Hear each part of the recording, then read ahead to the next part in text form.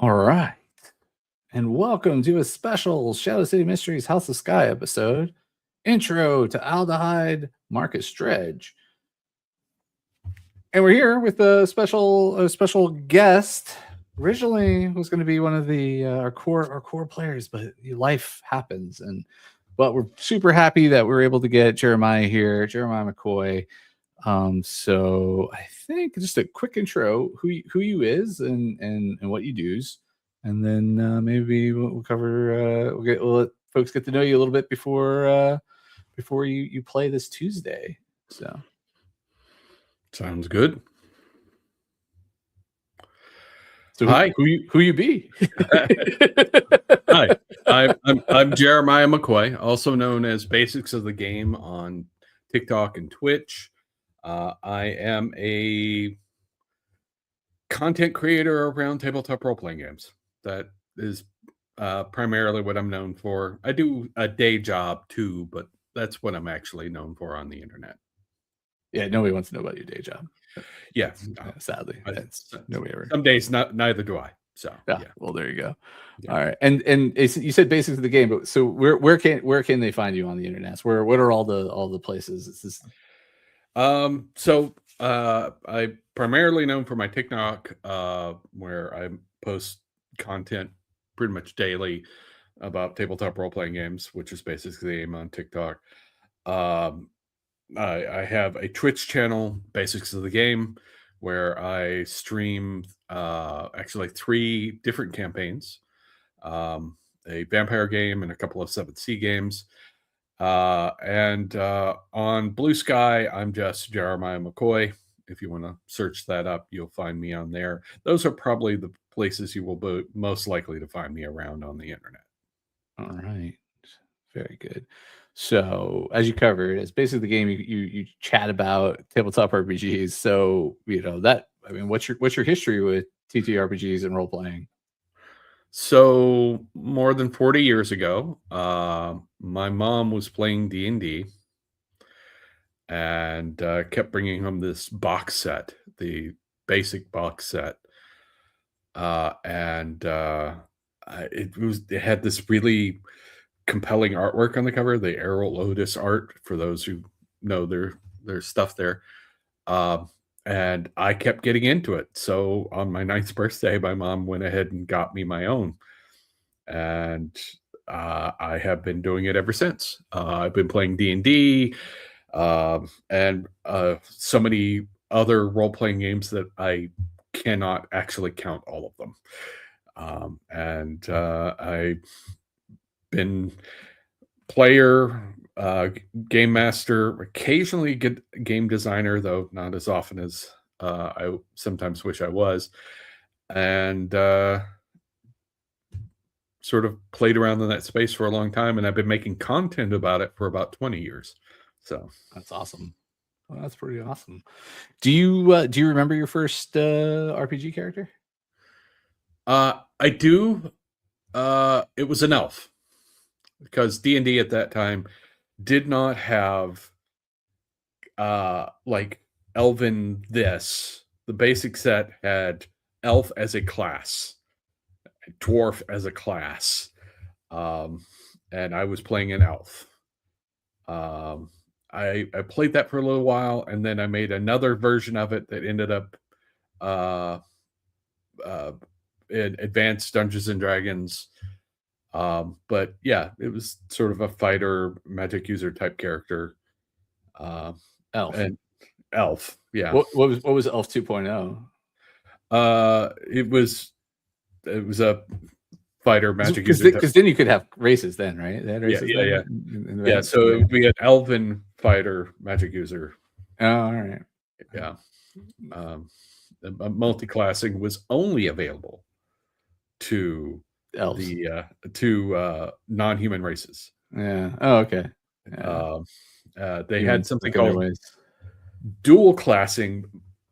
That's a whole can of worms we can go into. No. I remember dual classing. Which was different than multi-classing. So, it's very strange, but yeah, that was my first character, and I've had so many characters sense that I've lost track of them. Sure. I have people remind me of characters that I played, and I go, oh, yeah, I kind of remember that character. That's great. So, what would you say? What excites you the most about role playing in general, though? I mean, you've been doing it for forever, right? So obviously, there's something you like about it. But what excites you the most about it, or maybe multiple things? If it's,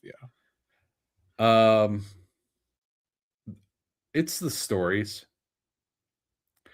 I do it in like there's the sort of problem solving element to role playing games, the sort of tactical, making interesting characters and so on. But really, at the end of the day, it's all in service of being able to say, no, really, there I was, and telling a story about what happened when I and my friends sitting around the table created a story. And it's it's uh so much more interactive than any other way you consume a story, right? Um Video games, the story is still scripted somewhat. Like you're going to make minor decisions here and there, but it's still scripted how it yeah, goes out. yeah, and Yeah. hopefully that stays that way for a while because Yeah, all other options for that right now are horrible. So anyway, yeah. But like it's a creative work by the people who made it, right? Um you're reading a book, it's very passive. You're taking in whatever that story is. Same with a movie, TV, and so on. Role playing games is the one where you are, as a group, coming up with the story. And the story is usually much more interesting than anything that any single person would have come up with on their own. yeah, it's a true collaborative, artistic, Yeah. creative piece. So yeah, I agree with you on that. Yeah, that's awesome. Do you have a I mean, you've done a lot. Do you have a favorite or at least maybe a recent? I mean, obviously it's like, it's hard to Uh, pick a favorite uh, moment or oh, like a moment from a role playing game. Um, that was not on the list, and I apologize, but I no, figured that's fair. you brought up a really cool point that, like, again, I'm thinking on it. I'm like, I think of lots of different moments like there were like, oh yeah, that was cool. Uh, Um, I can remember recently playing in a vampire game actually. Um, and I it's the end of the campaign, right? And people are dying and it's tragic. And I I can just remember there was a moment where I had to tell people why I was doing what I was doing. And like I could feel the tears coming and the emotion felt genuine because I'd been playing this campaign for years and I was losing people and they're like, why are you doing this? And at the end of the day, it's not because you're a hero or a villain, it's because it's what's left. It's what you do in between. This is who you become, is what you do. And that definitely stayed with me. And yeah, it's sort of bounced around in my head ever since. But um I remember the first LARP I ever went to, I looked around and there were a bunch of people crying at a funeral for a character. And I was like, "Oh, genuine emotion. Stories shared about the fallen. This is why I did this. This is why I took this up." Okay. I hadn't realized that was what I was looking for, but yeah. So, yeah, I always look for the good emotional beats and the cool moments. good. So, what originally when you were going to join us at the beginning of it? So, what drew you originally to this actual play project? Um, I had a bunch of friends involved. Like I've known you for what, 20 years, something like that. At least, yeah. Yeah. Yeah. It's a I so I've known the creators of the game for a long time. I know a lot of the cast. I've been gamers with them for decades in some cases. Like Katie and I think have known each other for 30 years now. So yeah, it was primarily, oh, it's a cool game. And no way it could have been 30 for Kate, like 20 tops. 20 tops. So you've done oh no. Yes, I have known Katie for like 30 years. It's okay. It's okay. I have an entire group of people who are convinced that I am in fact Benjamin Franklin. So maybe she's immortal. That tracks as well. That does track. Yeah. And how do you think playing in a noir setting will feel different from other games you played in, or though perhaps you played in other noirs? So, yeah, I have played in some other noir settings. I like noir. Noir is,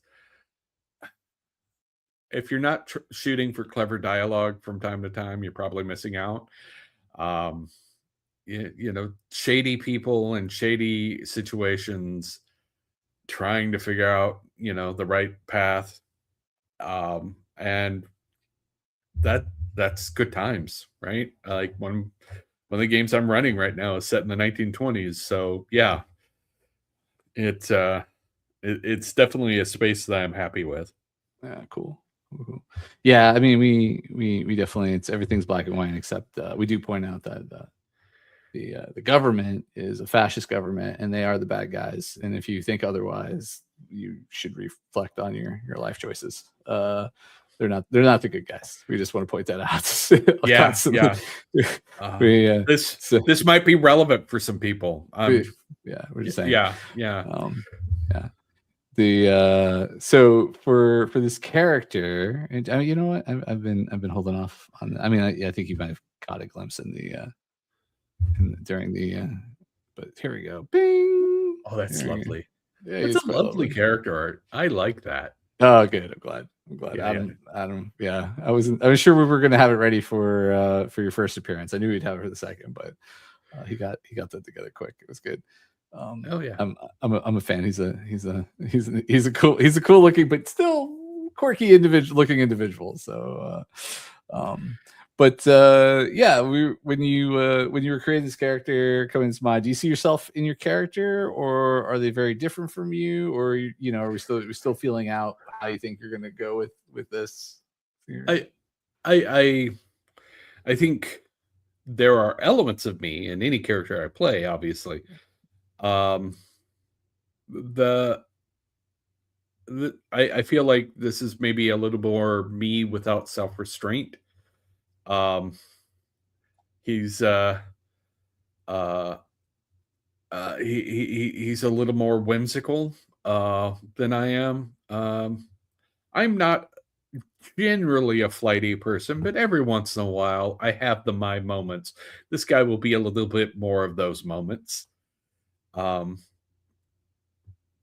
little on the dangerous side, but in a not an intentional way, just sort of mad scientist-y. Yeah, Umbral Alchemist. That makes sense. Which actually is a good question. Is so why did you pick the class you picked, which was a maker? Yeah. What made you lead into that? I like the idea of the sort of mad inventor type character. Was where I was at, and I was like, oh, okay. What could I do to sort of lean into this? And the maker just sort of fit, especially once I saw the subclass. I was like, oh yeah, no, that's going to be me. Yeah, I can do this. I think I find it interesting that the makers are also, because of how they're set up, some of the more durable and though not the heaviest of the hitters. The heavy obviously is like they are actually pretty badass fighters actually overall, right? Especially because they can tune their armor and they can tune their weapons, right? So, yeah. They're one of the few classes that'll actually get like a +1 weapon, which is not non-existent, but less common than say your typical D&D Yeah. But it's leaning into the blacksmith vision of a maker, which I guess sort of makes me an oddball because I'm leaning more into the mad scientist. But you know what? The mad scientist often survives the explosion he makes in the lab, and that's definitely where I was going with that. Is the maker is a much more survivable version of the characters. Yeah, no, 100%. Like they're tough. Well, because Constitution, right? So we went with every class has an attribute attached to them, right? So being Constitution based, makes them a little bit beefier. But the other idea we were going with is that, if you're an inventor or a scientist or a creator, you burn the midnight oil, right? We actually have that as a thing, right? So like you want to keep working, you want to get more out of your work or get whatever, then you lose a few hit points here and there or whatever, right? But you have the hit points to lose, so you can kind of lean into that whole thing. So I'm a big Baker's. I won't say it's probably my favorite. It's probably it's Maker is definitely there as one of my favorite classes, just because there's usually not, when you look at typical D&D, there's strength and dex and there's intelligence and wisdom, but Constitution kind of gets it's like a necessity attribute, but it doesn't get a lot of focus. Yeah. So it was kind of fun to kind of play around with that and see what we could come up with for that. And the subclass is really fun. And the Umbral Alchemist is super cool. But I mean that leads into your faction. So like what made you pick the Cult of Tenebrous? Other than like it seems to be the favorite faction of the family, but that's merely coincidence than anything else. Yeah. I think it fit my image of the guy who doesn't fit. Like it's the Cult of Tenebrous is very much for the people who don't fit in that society. And I was thinking of a guy who's an oddball who doesn't fit. He's a bastard. He's not really got a place outside of his job and what he does. So the Cult of Tenebrous felt pretty good for that sort of makeup. Yeah, they definitely push against. I mean, the typical Soretta / Fascipone society is the Church of Astra, and everyone follows the church. I mean, because it's an autocracy, right? So it's like, the religion is the religion, and the leader of the country is a walking god as far as everyone's concerned, right? He's an embodiment of one of the three gods. And so the Cult of Tenebrous, while outside of this country, a little bit exists more so in different ways and shapes. They kind of have to like not be as prevalent, but they're a necessity within society, right? They have things and they do things, and they, so the fun thing is I think you'll actually see more walks of life or different walks of life amongst the Cult of Tenebrous, but the proper society members and so forth, not as much. But they do have, obviously, like you said, the bastard or the oddball, the black sheep of the family that can be found amongst their ranks. So it's cool. We haven't, even with 2 Cult of Tenebrous members, now 3rd, we haven't delved as deep into the Cult of Tenebrous and their side of things. It's a bit, strangely enough, our lone church member has been driving a lot of the the activities within the family, and he's not even a family member. He's I mean, the church is pushy. That's kind of the problem. But well, they have a whole inquisition and everything. So yeah, yeah. So yeah, no, it's almost like combining religion and government actually results in weird artifacts that maybe we don't want.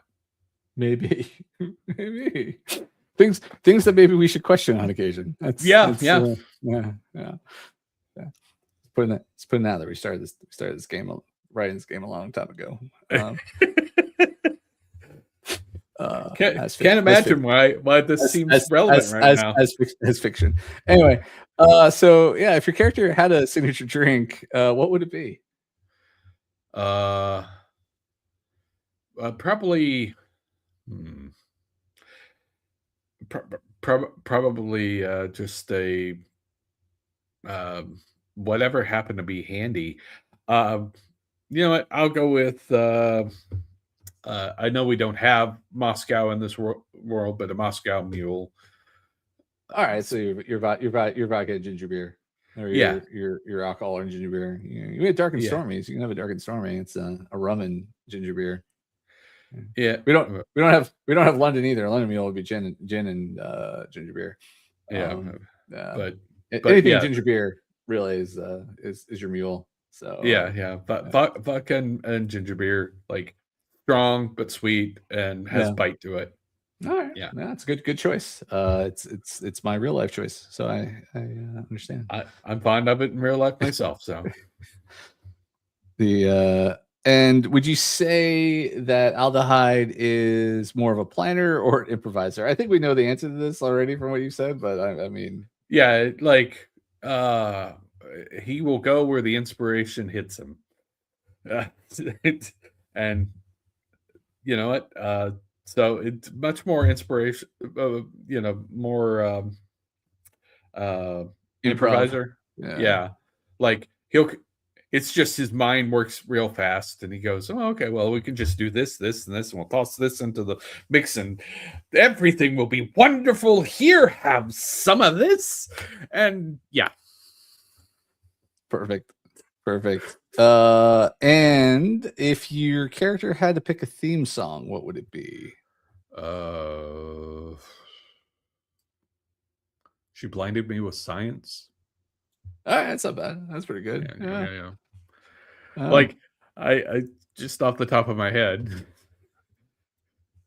Oh, of course. So the question I ask everyone is because in most games that I run, except for this one now, this one's pretty regimental. Like once the week started, it started as a thing. But describe a typical Tuesday for Aldehyde. For Aldehyde, what day is it again? Right. Probably fell asleep the night before with the notepad on his chest in front of a desk filled with chemicals, and he takes a few minutes to try and remember what he was working on. Then he will start working on that until he feels slightly faint because he forgot to eat anything. So probably like 2:00 in the afternoon, and then go and find whatever is available to eat, whether it is edible or not. He will drink because somebody will remind him that he should drink water, not because he actually remembers that he can drink. And then he will go back to what he was working on and continue working on that. And then at some point, he will get up and wander around and find himself walking around the town, working on a notepad as he tries to remember what he was working on in the first place. And then he will remember, oh, I have a place I need to go and work on that. And then he will go back to where he was working. And are you okay with having multiple, like your place where you work and then like a stall where maybe you sell some goods? I know you were a shopkeeper-ish. Background. So I suspect that he probably has like a stall not far from where his lab is, and like he will remember that he has it like 3 days a week, certainly. And, and go there and sell things, and maybe they're the right things. Well, hopefully you're doing so on this Tuesday. Yeah. At some point in time while you're maybe dropping off, just to kind of fill in the supplies there, and it seems like you have like there's a lot, like there's a stall district for selling different kinds of goods. It's definitely Cult of Tenebrous friendly. Like there are those that have the sign of the Cult of Tenebrous around, so everyone kind of watches out for not everyone is, but people watch out for each other here. It's a mix of your common shops and mongers of different accoutrement of fish and candles and like elixirs and so forth. But there are few folks that trade in different ingredients and different items. and you have a little spot there. And the people, it's very, I don't if in some countries, like when they have these shops, people will watch out for each other's shops. So even if one person's not there, they might step in and sell while the other person's out or taking care of different things. And that's very much the case. You have two neighbors basically who sell other items, and then when people tend to like peruse or look through your items that you drop off on occasion or whatever, they help make sure they sell, and they hand you the what they're honest folks. Like, you don't even have to count. You know that the amount that they're handing you is equal to what was sold for the day or whatever, and they greet you, not surprised that you're just kind of showing up in the middle of the day or whatever, and are going about their business. But maybe give me a perception check. Perception. Let's see. There you are. Because I'm very good at perception. No, I'm not. But well, that's about. You notice, at least at first, while you're there and you're setting up things, that there are two. They you would say out of place. They're not. They don't look to be the most normal folks that come through. One is a person dressed in like a very pale figure, draped in like fine kimono styled silks, paired with perfectly pressed trousers. And they have a delicate parasol in one hand, and a stylish little tiny hat perched on their head. And they're kind of just observing you, and are walking up on on your stall. The other individual is quite the contrast to the small petite person who with the parasol and little tiny hat.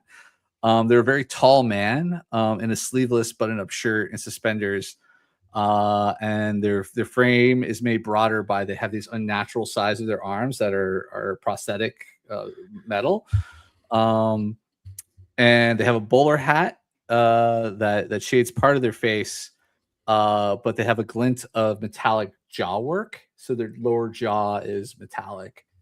And they carry themselves with like the posture of a soldier, and they seem to be kind of walking with this individual kind of behind them, kind of looking around and everything, and they slowly start to approach your stall. Okay. He'll look at them curiously, sort of go back and forth. Hello. Oh, hey. Is that hat ornamental? It doesn't seem like it would be very useful.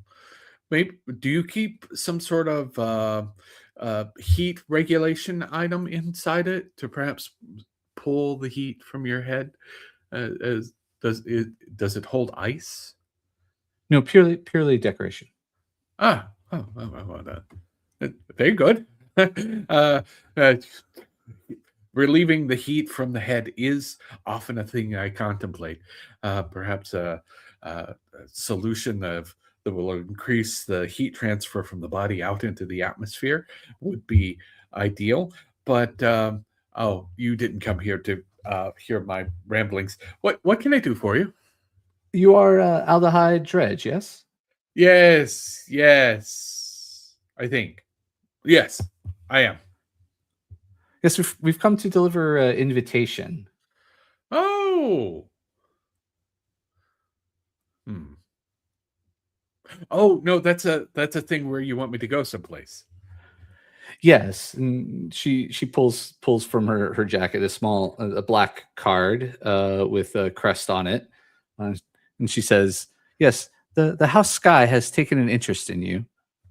We've come to offer what others would never dare: a summons to your birthright." Oh, And then birthright. the large man says very solemnly, "Skye Estate, at week's end, there will be others." Other what? Other people. Why? They have been summoned. Oh, like with a circle? Like Are they people, not people? No. I know the church is very strongly against that sort of thing in public, at And least.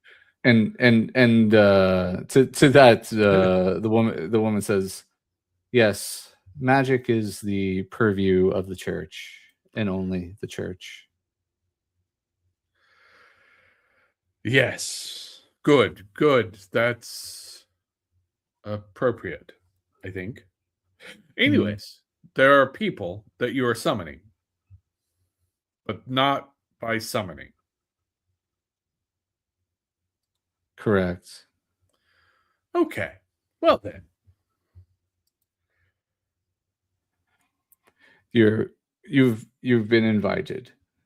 I've been invited, which is not a summon. No, this is your choice. Ah. I And chose to be invited? there your choice is to come or not to come.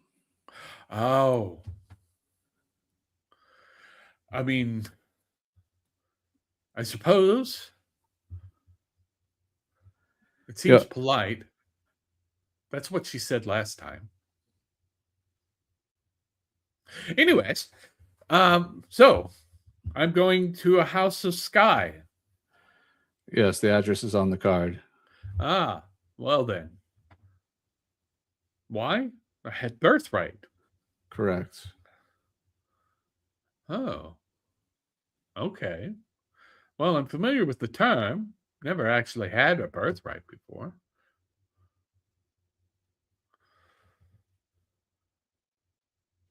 And if you like, you could make insight, history, religion, arcana, whatever you like. I'm going to go with Arcana because that's probably Okay. my best roll. And of course, I roll a 1. Yeah, you don't. Well, I mean, but it's a 1. Nope, got no idea. Well, you still got an 8 there. No, there's still some so. With the woman before you, there's no visible arcane symbols or items. On the large individual, his prosthetics are powered by turnstone. But it's the basically, which is what's required to make clockwork items run. But it's, I mean, that's just general knowledge. You should know that, but you do know that at least. You have that much knowledge. Yeah. Any other skill you'd want to try and use, or sure, let's try the things I'm not good at. yeah, I mean, because the things I'm good at, I'm not good at, apparently. How about investigation? Yeah. Investigation, not so much in this situation. All right, I'll go with insight. And okay, insight's good. Yeah. No. This is oh my goodness. Jeez. Yeah, you get nothing off of that. All right. Wow. That's I'm very smart, but not about this. No, I get that.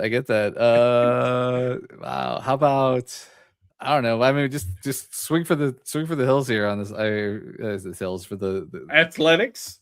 No, athletics. Yeah, really. I mean, religion or sure. I'll try a religion.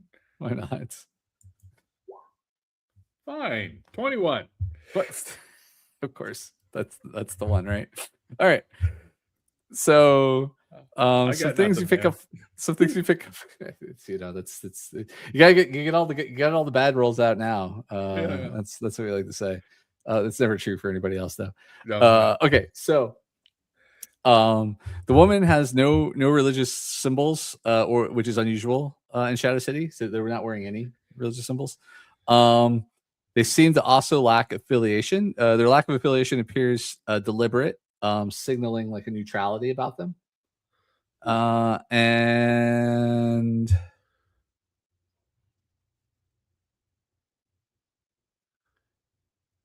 yeah, that doesn't make any sense. So I'll skip that. And then for the large gentleman, again, they don't seem to have any obvious religious symbols on them.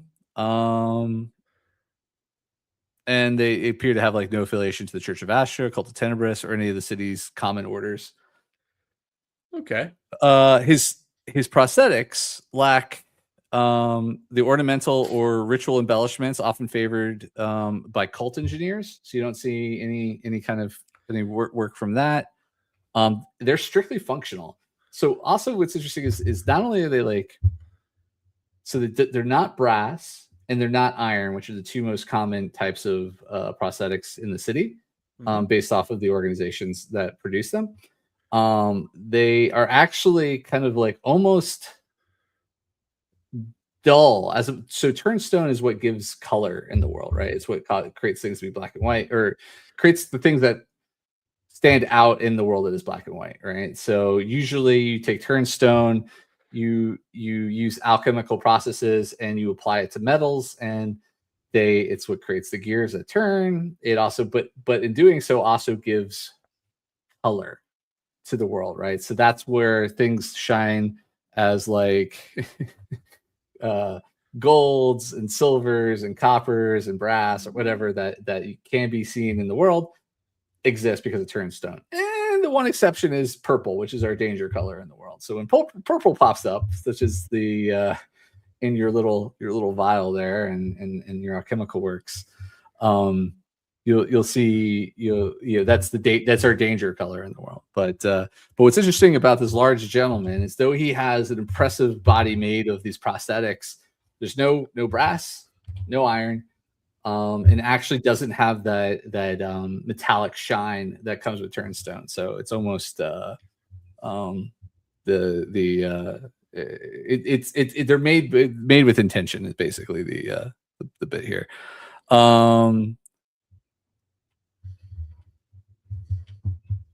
Yeah, anyway, so there's that. Anything else you'd like to take a look at or ponder? Give me one last perception check though as well, actually. Oh, sure. Like why not fight against the trend? Perception. Yeah, no. I 7. I got nothing. 7.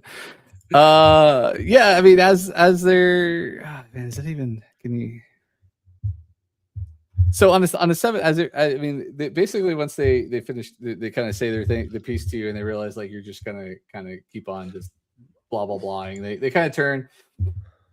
She taps her cane and kind of turns, and after she hands you the card and walks away, the large gentleman kind of waits for a moment before he also leaves with her, and then you hear and a large raven kind of flies off in their direction with molted feathers, and you it's a quick glimpse at the raven as it flies off, but it definitely looks as if one of its eyes is cataract clouded, and has a strange look to it. Well, that's interesting. And he will take out a pen and write on his arm that he's supposed to go for his birthright to the House of Skye at the appointed time, so he doesn't forget. Of course. It's Tuesday, and the time is for Friday. So, and we'll write a question: why was there a raven? Excellent question. If you're pondering that and you would like to make an animal handling check before it leaves, you can do that. But why not? Like everything else has gone famously. Yeah, anything that's not your skill has gone famously, right? So let's see, 6.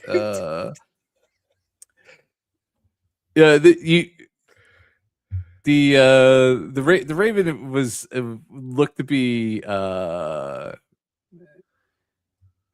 extremely old, right? For a city. So ravens are very common in the city. The Society of Ravens. You're aware that, like, rumor has it that they use the ravens to spy and to pass messages amongst themselves, but it's all kind of rumor. But ravens are very, very common. Like there's not so many pigeons. I mean, there's pigeons, but not so much. There's seagulls near the lake and the docks and everything, but ravens actually are pretty common. So it's not unusual to see a raven. It is unusual to see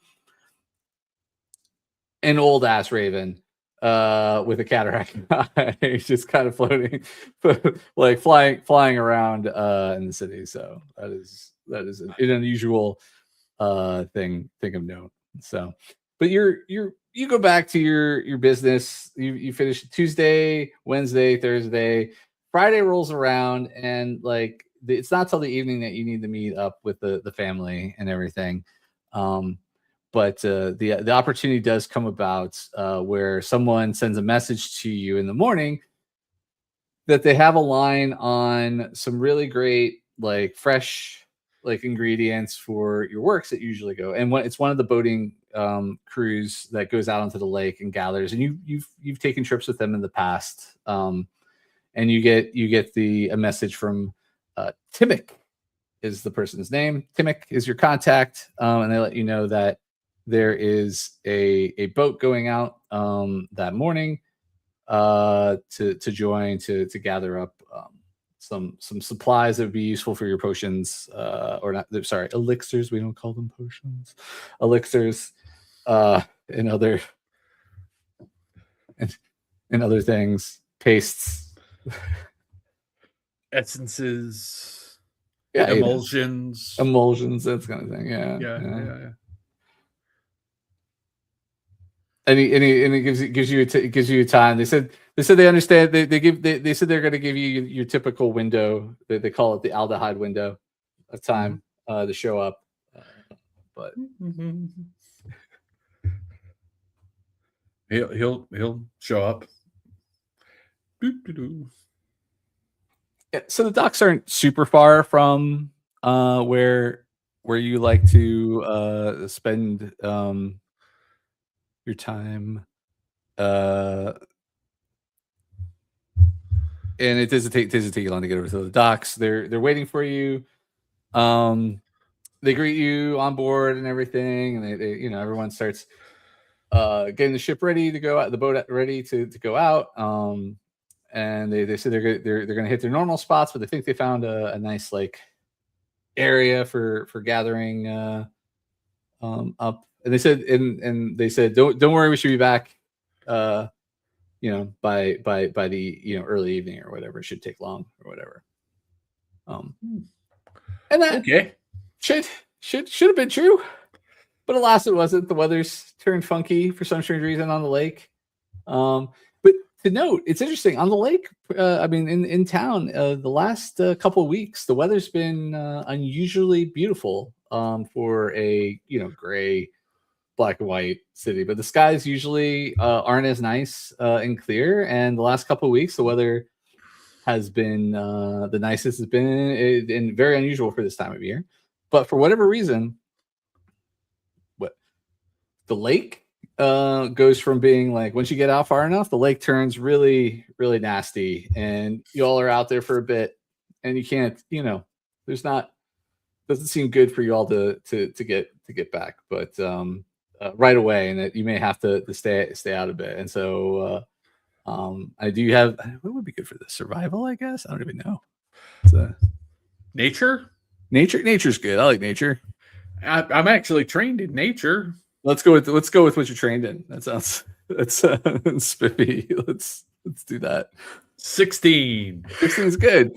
Yeah. So not everybody else in the crew. And the sad thing is the crew is trained sailors, and they should be or fishermen and everything like that. They should be good for this, but they're not so good. But you do just fine.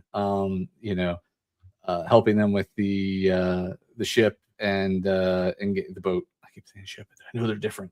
Yeah, I know people who are really particular about ships and boats will be angry. I'm saying one or the other. The boat is just fine, and you're able to like keep the boat intact and not fall off the boat into the water. It's getting a little crazy, but so you're delayed. You're delayed at least by a day. The next day, they kind of asked. They're like, I know you know, like usually we said we would get you back today, but do you mind? We didn't really get any haul, and we'd like to stay out like a little bit longer and try and bring in something. I needed to be back. I'm confused. I don't know. We were going to bring you. We thought maybe, you know, we told you we'd bring you back early in the evening, but now that we're out like a whole day, I mean, okay. Appreciate it, Aldehyde. You're the best. Where we'll get you some good stuff for the, and again, it could be maybe a Constitution save, just because it has been kind of rough waters, but. Rough. All right. I'll let you do it with advantage. How about that? Since you did so well on your.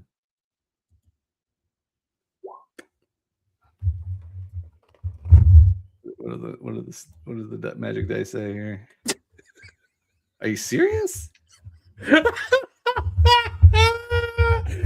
Well, Aldehyde. I don't know. Aldehyde is like, hold on a second, and then just checks off the hopefully off the boat. I'm willing to say you have enough control to decide where you get ill, but I think that lunch was in that box too long.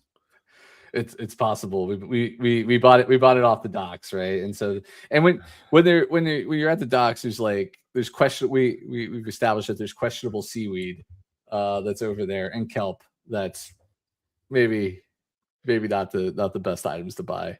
No. Yeah.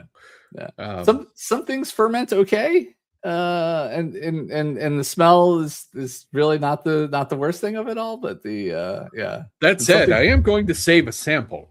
Yeah. Oh. They go, oh, good for you, Aldehyde. And then they go about the fishing again.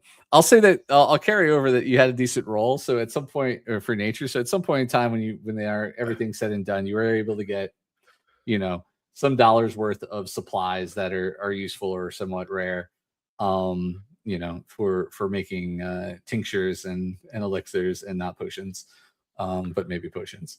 So Emulsions. Yes. And it takes a good bit, but you do get back. It's just later in the evening on Saturday. You get back. It's late on a Saturday.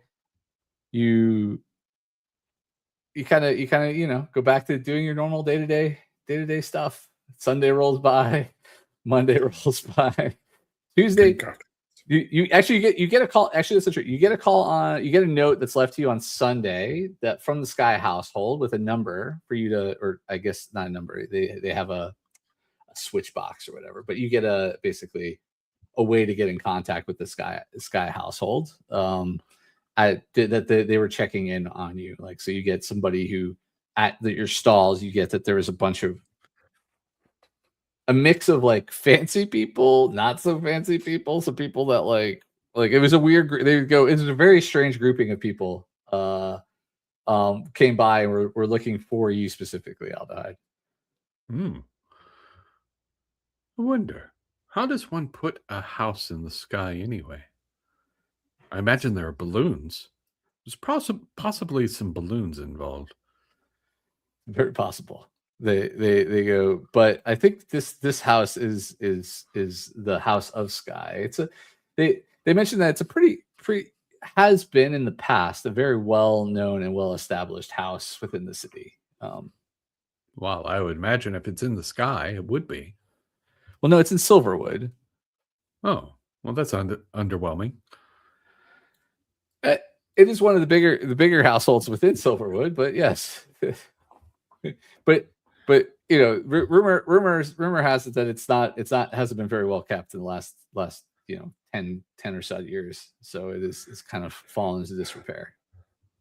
Wow, maybe they should fix up the balloons. It'd probably help with that. Yeah. So anyway, and then they go back to like they at that point where they realize that the nonsensical conversation, which just happened many times in your past, that they just kind of turn and go, oh, and oh, look, a customer, and then they go back to their shop stall, which is empty with no customers, and go about tending to their things there. I'm sure it's fine. Yeah. So what would you, how would you like to, you have a note for to call the house? There's I suppose once I am able to get to someplace with a phone, I will try and call the house. It's not hard. It's not, I mean, there are the telephone booths around the city. They're pretty rarely available. So yeah, he'll call the house. Hello. Yes, Skye household. Hi, Miss Dredmeyer. You recognize the voice as the woman that. Hello. I have questions. All right. How may I help you? Is this Aldehyde? I believe so. Excellent. Good. You are okay. That was what we were worried about. I am. Well, some people tell me I should work on my nutrition more often, but I seem to be in good health. Yes. I have a question. Am I calling the Skye or? No, you're calling the Skye household. I see.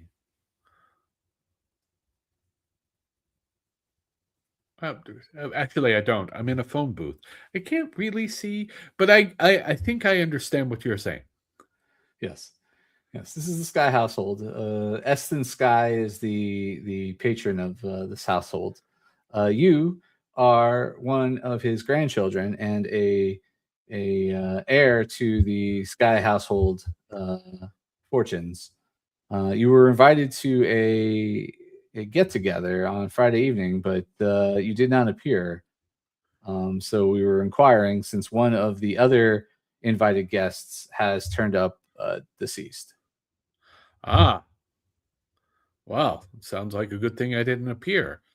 Also, apparition might fall under the category of magic, and the church seems to have some strong opinions about that. But I'm glad I'm not dead. Correct. We are glad as well, and that's why we were checking in on you. But you were not at your stall, and others had told us that you were busy, and we were just confirming that those that we were told was true. So you're calling us. Well, at least hints at the fact that you are safe, and though you may be in the capture of someone and being forced to make this call and provide this information, but we hope that is not the case. But if it is the case, please go ahead and say the word buckwheat right now. Why would I say buckwheat? That doesn't make any sense. Okay, good. We'll take that as that you are safe. As the I'm perfectly fine. I have recently discovered some interesting effects of natural processes that allows for the forced regurgitation of material. So there's that. Oh, you ate the kelp. Well, I'm collecting samples. I imagine that there are medicinal uses for such a thing. I suppose. But you are safe, and that is all we were checking on. We will let Esten know this, and I'm sure you again, the invitation to join the household is always open to you. But Esten may come and visit and inquire into your well-being in the future. Well, I imagine that he will be welcome, though I have never actually met the man, I don't believe. Or maybe I did. I don't know. That sounds about right. Some of the experiments occasionally affect my memory. Well, that's good to know. well, have a good day, and I hope to see you again soon in the future. Ah, so do I. That will mean your eyes are functioning. Yes. And at that, you hear click at that point. And you could go about you know it's Sunday, Tuesday, Monday, Tuesday, Wednesday, Thursday. At some point in time, a very very handsome, I would say sexy grandpa looking man, with a large bird that looks not too dissimilar to the bird that you saw fly off before, approaches your stall, um, and greets you and is like, Aldehyde, yes. Uh, Aldehyde, yes. Aldehyde Yes, I think. Dredge, yes. Yes, that's the correct name. I we weren't able to meet formally at my gathering, but I wanted to come and see, check in on you and make sure that you were all right. I was told by my my head of household, Miss Dredmeyer, that you had called, and so I wish to inquire, to inquire into you in person to see how you fare. Well, I suppose I fare. I try to be. Usually, I at least very very often try to be honest, if not fair, because at least honesty is a kind of fairness, wouldn't you say? I would say yes. It is the gentle person's way for sure, and one Hmm. must always follow the rules of the gentle person. So, um, who are you again? I am Esten Skye, patron of the Skye household. So, I have questions about the Sky household. Yes. Is it some sort of turnstone mechanism that allows you to keep it aloft, or is it, like I theorized, balloons? It is neither. Oh, Yes, the Skye household is a rich historied family within the city of Soretta. We have been the caretakers and members of the Society of Ravens for a number of years, since the founding of the city, even. ah, Yes, and the estate itself is on the ground. It's actually being repaired currently by the Iron Union. well, that's very fascinating. How can I help you? Yes, you are my grandson. That seems unlikely. No.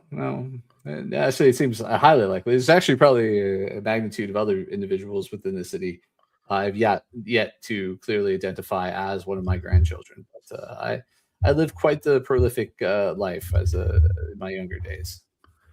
Oh, I have an ointment for protection of for that sort of activity. You never know what you might pick up. Oh, I have my own methods, but yeah, all's clear. I I'm fairly certain I was told I was a bastard. Almost well. Your mother was sweet and dear. Um, one of my one of my first children.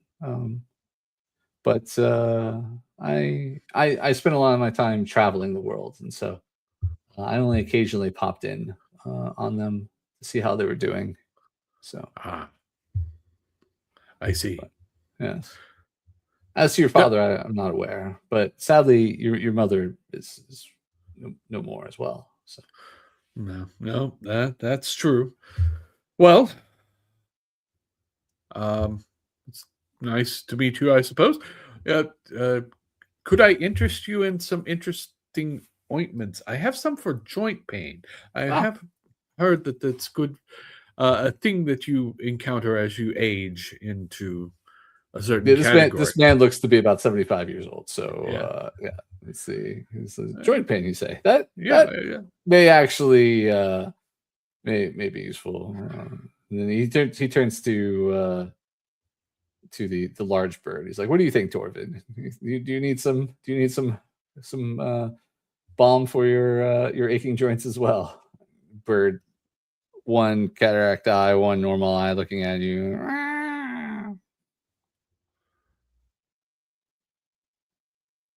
Okay. Is that a yes? It's hard to tell with Torvid. Better the package 2 just in case. Oh, of course. And this will be whatever appropriate amount of money is. Yeah, he gives you slightly more than is necessary, but yeah, but it would be normal for someone to give like a tip, not grandiose but respectful. Yeah. Like, yeah, Sure. Well, it's nice to meet you. Would you like to take up the work? I suppose. I mean, it's never too late to learn a trade. I can teach you how to do this if you need. Oh, I've had many trades throughout my years. I consider this my twilight years in retirement. I don't feel I need to pick up anything new. I leave it to you, the youth of the world, to carry on the fair trades that are out there. Actually, now that I'm thinking about it, I would suggest that you visit this place and let them know that I'm arranging for a spa day for you. And he pulls out a card and a different card. You're getting a lot of cards. It gives us another card, and the card simply says Curiosity Shop, and it has the Cult of Tenebrous symbol on the back. And you've heard of the Curiosity Shop amongst the Cult of Tenebrous, but never. If you've been there, it's not someplace like you really remember with your great memory as it is. And if anything, it wasn't because you went there with any kind of purpose. You may have just kind of happened upon it. Which and the address itself is kind of vague on the card. It's more of like like an area of town kind of thing. And he's like, anyway, I wish you the best, Aldehyde. Should you need anything, please call the Skye household and let us know. But you are always welcome. And you do have a legacy should you wish it there. Ah, wow. A legacy.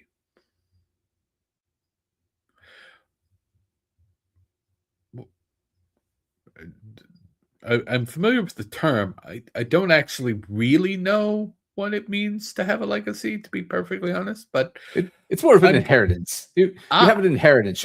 When I die, you will inherit things, and now is the time for you, should you wish it, to join the other family members in making sure that inheritance is the greatest as possible. And so that is what we are offering here. I see. Very good. There are others? Oh yes, there's a few other. Well, actually, there's a lot. To be honest, like I said, I was quite prolific in my younger years. There are quite a number of grandchildren throughout the world and within the city, but the few that answered are three grandchildren, and then one grandnephew, and then I had to hire a new lawyer, and to keep appearances, we have an advocate with that. Sorry, that's the lawyer. We have a confessor, house confessor. So I see. Yeah. I believe I've read stories, so I feel I should ask. Should I prepare for assassination attempts? Yes. Oh, good. Well, you should be prepared for a curse. A curse? We have a family curse, yes. Oh. Is that better or worse than assassination attempts? Well, some within the family will tell you that they are the same thing. Ah. Others will tell you that they are the result of one, which led to the other. I see. And others will just simply tell you it is a curse. Not helpful, really. Which part? Any of it? True. So, just to review, I have an inheritance that I will see someday, Yes. assuming I survive the curse and or assassins that are going to kill me. Well, when you put it that way, yes. Yes. Well, the thing is we've gathered many of you all in one place. Wait, this actually sounds worse now that I think about it. And you together they've staved off many, not quite a few attempts on their lives already. Questionable whether those attempts were on my life or theirs, but it's still, it's to review, you've also informed the others that I exist. Correct. Thereby increasing the chance that assassins and or curse will find me. Well, if it's a curse, it would find you anyway. I suppose that's possible. Well, it's quite true. I mean, that's how curses work. I've been all over the world, my boy. I tell you this. Curses, that's how they work. I can't argue necessarily, but I don't feel like I was being cursed before now. Oh, you were. I was. Yes. So it's just been a really unsuccessful curse? Correct. Well, there's lots of you. It's just sort of working through the crowd. 100%. Yes. So my dear sister, now deceased, a couple of weeks ago, and that's why I returned. Actually, a little bit longer than a couple of weeks. I returned a couple of weeks ago to see that they were burial. Her entire family was wiped out. Did you do something to get this curse? No, I do not believe so. So how do we know there's a curse and not just well? That is my working theory. Versus what? The vagaries of chance. Oh, a random universe that's hostile to all our existences, but more so towards ours. I'm not sure which would be more or less disturbing. A hostile universe that was generally intent on the destruction of everyone, or a hostile universe that's intent on destruction of just one particular bloodline, of which I might be part of. I would argue that your first conjecture is correct. There's a hostile universe against all people. It's just there's an increased amount of hostility towards our particular bloodline. I think there might actually be some experiments we could set up to test that hypothesis. I believe they're already in action, my dude.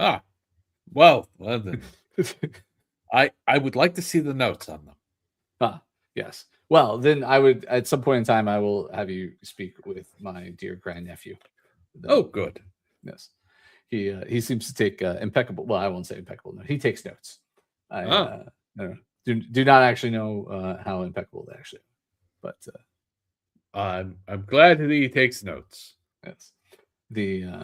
The whole thing, though, I mean, is most likely. I mean, granted, I do have a number of enemies outside of this country that I've acquired over the years, but that again is outside of this country, and I have not been within the country for quite some time. So I doubt that the assassin's theory is true.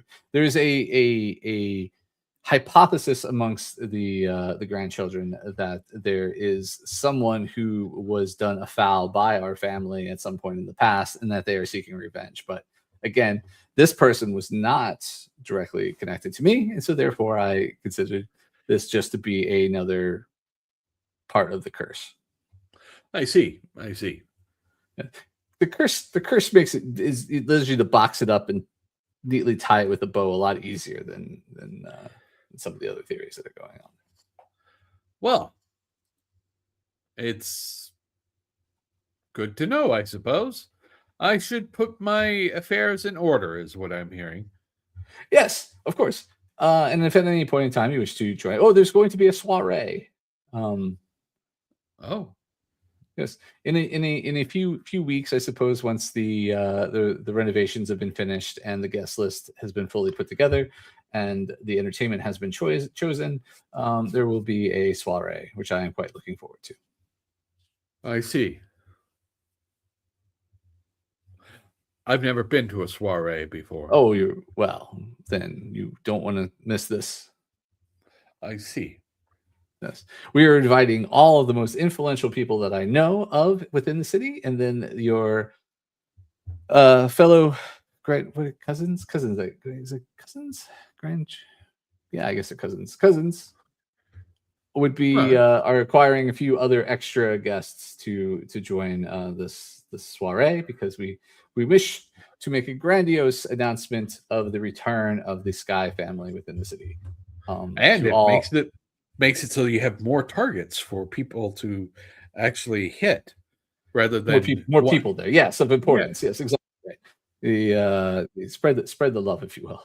Yes, you wouldn't want to have the entire household killed off in one single event.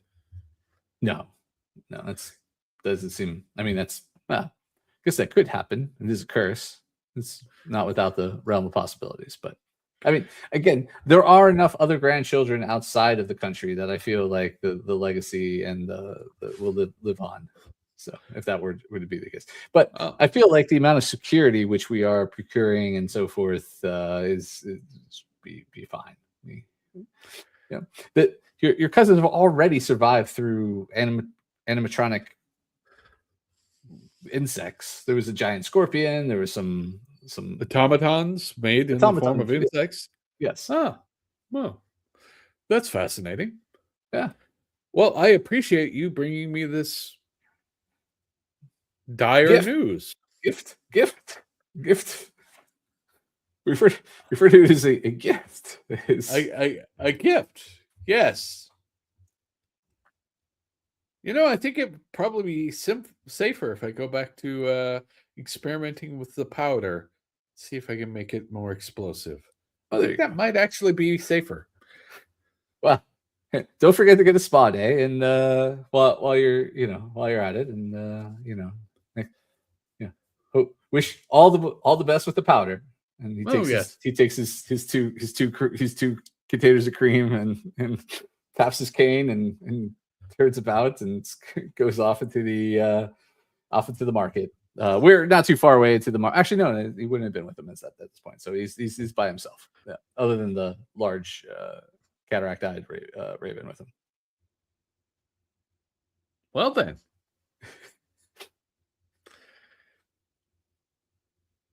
And goes back to work.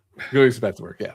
If you decided to do the spa day or whatever, just carry your work. It's another like week and a half basically of just going about business and life and so forth. Maybe the car gets tucked away if you do go to the nice shop. It's there. You're greeted. And so forth. But friendly. So it's a Sunday evening. You're closing up shop maybe, or you're at least putting away some few things or whatever, and then suddenly coming running through the now slightly dispersed crowd because of the Sunday evening, you see the old gentleman that just declared himself your grandfather a few weeks ago, with a squawking bird flying towards you, and a number of other folks who you don't really recognize, but we're not 100% positive who's going to show up on Tuesday. So that'll be coming at you in this moment. So we'll fade to black there and pick up on this on Tuesday at 9 p.m. Eastern, wherever you're watching this right now, which could be YouTube or Twitch or whatever. So yeah, that's your light introduction to the Skye households and Soretta before you meet the rest of the family on Tuesday night. I'm sure I won't survive. No, it's a curse. Who knows? It's definitely my die rolls hold up the curse. Your die rolls are definitely showing that you are cursed. That is 100% true. So before we go, once again, Jeremiah, thank you so much for being here and joining us as a guest next few weeks. How about again say who you is and where they can be found on the interwebs?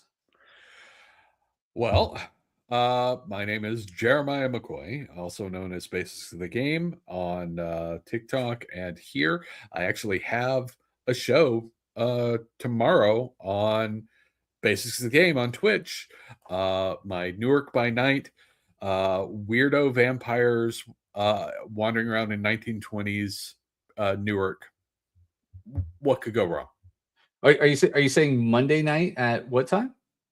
It's 10 o'clock Eastern Standard Time. 10 o'clock Eastern Standard Time on Twitch at Basics of the Game. Yes. On Monday. All right. Awesome. Anywhere else or anything else? You can find me, like I said, on Twitch and TikTok. I post videos pretty much every day on TikTok, so you can find me there. It's true. He's prolific there too. Just like Esten is with children, grandchildren, children.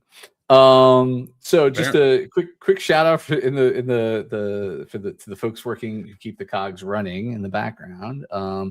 Game design and writing, Stephen Cheney and Brandon Stoddard.